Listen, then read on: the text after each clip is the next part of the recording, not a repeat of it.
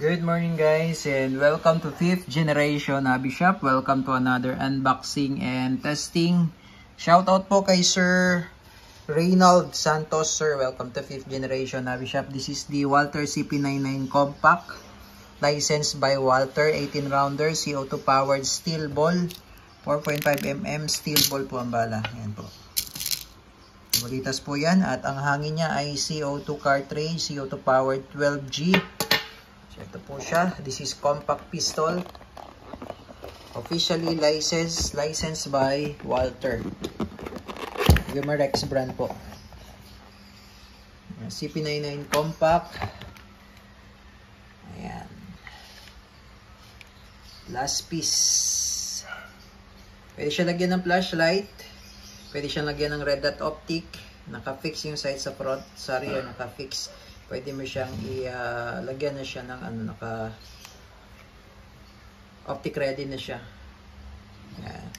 Slide release, mag release, quick pursing, safety, manual safety.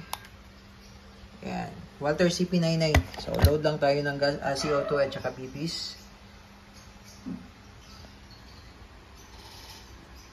So, ganito po ang sequence sa pag-load, sir. So, bali, unahin nyo munang lagyan yung magazine. Okay? Ito yung kanyang magazine, 18 rounder. Sagad nyo lang yung spring sa dulo. Ayan. Ito lang papasok yung bala. So, bolitas po yan. 4.5mm steel ball.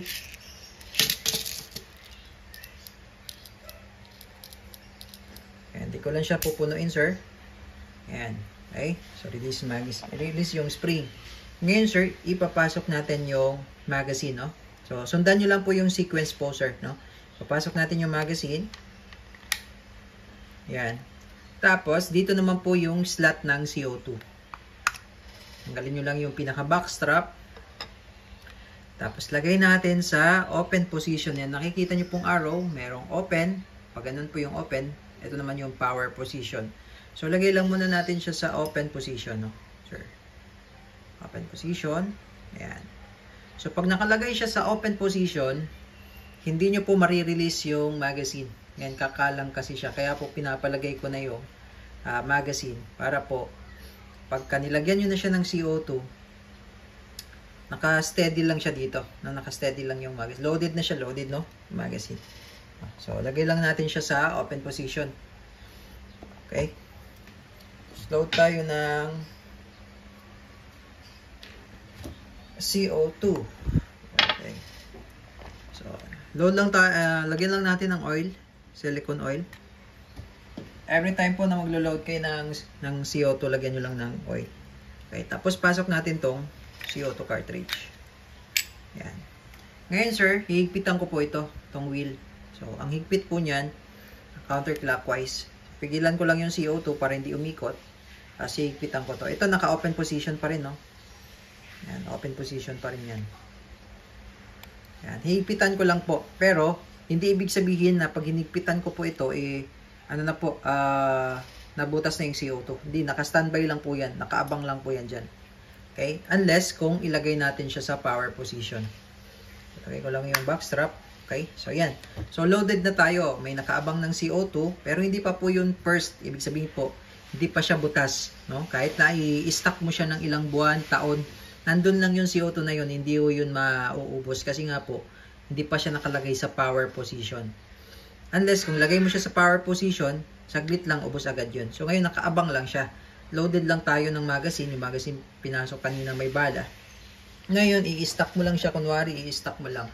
And then pag kailangan mo kaagad gamitin, halimbawa, kailangan mong gamitin, lagay mo lang agad sa power position. Ang ikot ng power position, ayan, sundan nyo lang yung arrow, wag po kayo malito.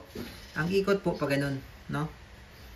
Counterclockwise. So, halimbawa, gagamitin nyo na, lagay nyo lang to sa power position. Ayan.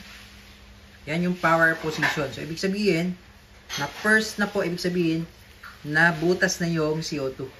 And then, that's the time na pwede mo na siyang gamitin. Ngayon, pag kinasa mo siya, may ilalagay siya, mayroon siyang red. So, ibig sabihin, loaded po yan. Yan, tapos nandito po yung safety niya. Pag sinake mo siya, madidikak naman siya ngayon pag nilagay mo siya sa safety. Ayan. Ayan. nadidecap siya, di ba? Wala na yung red. So, mayroon siyang decapper. So, lagay lang natin sa fire. Okay, and then, testing tayo, sir. Testing. Testing, Walter CP99 Compact. Okay. Firing.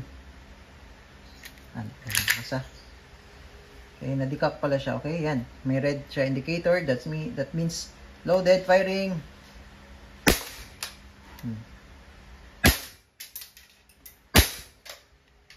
Ganda niya.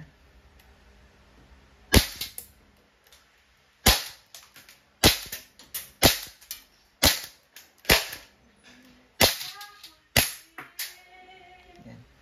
So, pag wala na siyang bala, nag-open slide siya. Yan, open slide. Release nyo lang yung magazine muna. Yan, release nyo lang yung magazine muna. Then, baba nyo to. Then, huwag nyo siyang kalabitin ha. Ilagay nyo sa safety na lang para ma-decap. Doon lang siya sa safety. Para ma-decap siya, no? Pag si-safe nyo po, ito po, push backward, pull backward, no? Then, baba. Ayan. Pupush mo siya pa backward, tapos baba. Okay? So, Walter CP99 Compact. Goods na, sir.